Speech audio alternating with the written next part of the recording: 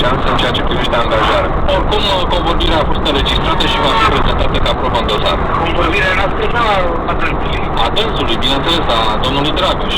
Băbăciunea are și un dispozitiv pentru înregistrarea convorbirilor telefonice. Nu e primul proces de discriminare. Câștigă. O zi bună, de dosar. O zi bună, continuare.